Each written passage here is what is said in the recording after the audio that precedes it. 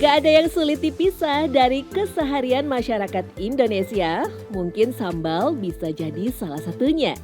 Tak hanya sebagai pelengkap makanan, sambal bahkan bisa jadi identitas suatu daerah. Seperti sambal roa. Menyebutnya saja, orang pasti akan tahu bahwa sambal yang satu ini berasal dari tanah Sulawesi. Dengan warna yang merah merona, cita rasa pedas dipadukan dengan suiran ikan roa asap sehingga memunculkan rasa gurih yang dominan.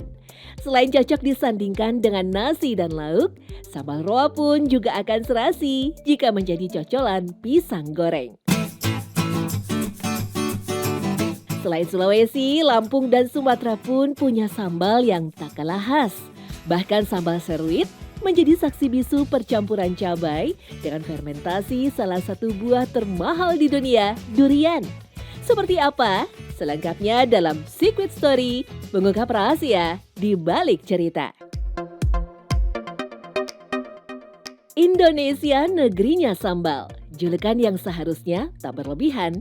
Ya, pasalnya penelitian Fakultas Teknologi Pertanian UGM pada 2018 silam mengungkapkan ada 322 jenis sambal di Indonesia.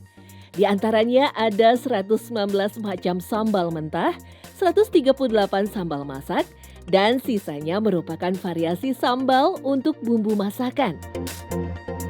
Hal ini memang tak lepas dari budaya masyarakat kita yang menyukai cita rasa pedas. Tapi yang satu ini memang benar-benar unik. Bagaimana tidak jika biasanya sambal hanya berkutat pada cabai, garam, bawang, dan tomat, seruit menggunakan durian sebagai salah satu bahan utamanya. Adalah tempoyak, hasil fermentasi durian yang membuat sambal seruit punya ciri khas yang sangat menonjol. Seruit itu adalah sambal yang digabungkan oleh bahan-bahan tadi gitu. Dicampur dengan tempoyak, dengan terasi, dengan pindang ikan, dan juga dengan air jeruk lisom untuk menyegarkan.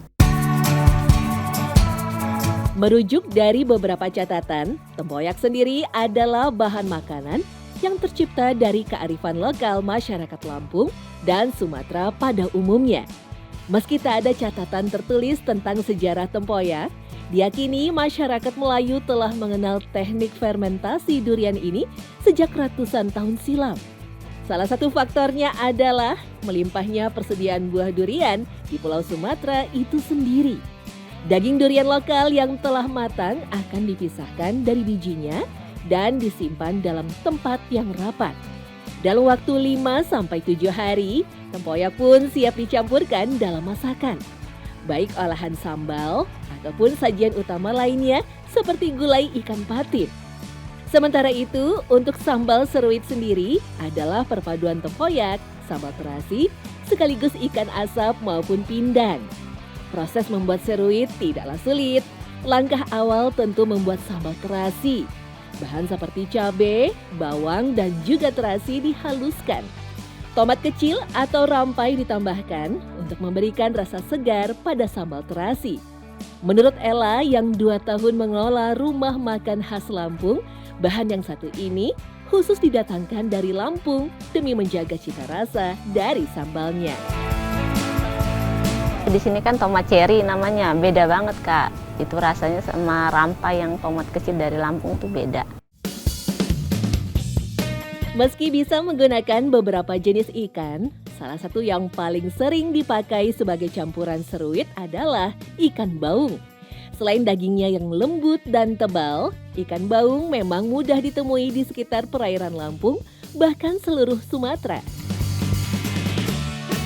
Untuk ikan baung sendiri itu termasuk di keluarga lele dan dia itu sebenarnya bisa ditemukan di seluruh Asia Tenggara.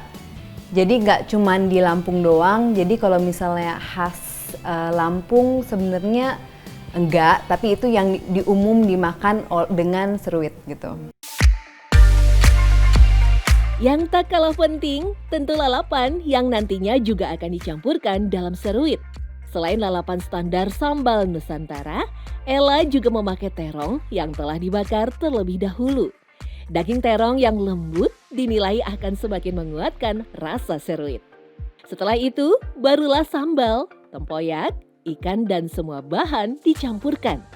Uniknya, dalam mencampurkan semua bahan, juru masak nyaris tidak pernah menggunakan alat, melainkan hanya dengan tangannya. Proses ini menjadi salah satu ciri khas dari pembuatan seruit.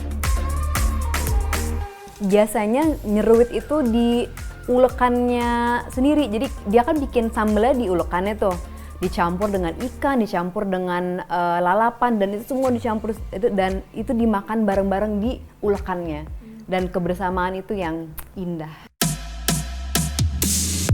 Karena menggunakan bahan yang segar, kecuali tempoyak, seruit sendiri harus segera disantap karena sifatnya yang mudah basi. Itu langsung makan Kak, untuk 1 jam aja nggak enak lagi itu. Langsung pokoknya sambelnya dadakan, itu dibuat dadakan, langsung habis gitu. Kalau nggak habis ya ditinggalin. Kayak tengi-tengi gimana gitu Kak, soalnya kan kita semuanya mentah semua, nggak digoreng atau diapain. Dengan campuran yang unik, tak heran rasa seruit pun berbeda dengan sambal pada umumnya. Tidak hanya rasa pedas, asam dan manis dari tempoyak juga menjadi salah satu primadona dari sajian yang satu ini. Selain itu, lalapan khas Sumatera juga menjadi salah satu bahan pelengkap wajib sebagai pendamping seruit. Seperti jinal, semacam kunyit tapi berwarna putih dengan rasa segar seperti mangga muda. Lalu ada juga julang-juling yang sangat mirip dengan jengkol, tetapi punya ukuran yang lebih kecil. Semua itu semakin melengkapi seruit sebagai sebuah sajian. Nah, awal-awalnya seruit ada itu untuk memenuhkan kebutuhan orang-orang di Kabupaten Waikanan yang mempunyai selera yang suka asam, pedas, dan segar. Nah, awalnya dari situ. Menjadi salah satu makanan pokok bagi sebagian masyarakat Lampung, seruit sendiri sangat mewarnai keseharian masyarakatnya. Sambal ini juga menjadi simbol persatuan dan gotong royong yang tercipta di antara mereka. Nama seruit bahkan diambil dari kata nyeruit yang artinya muju atau makan bersama-sama.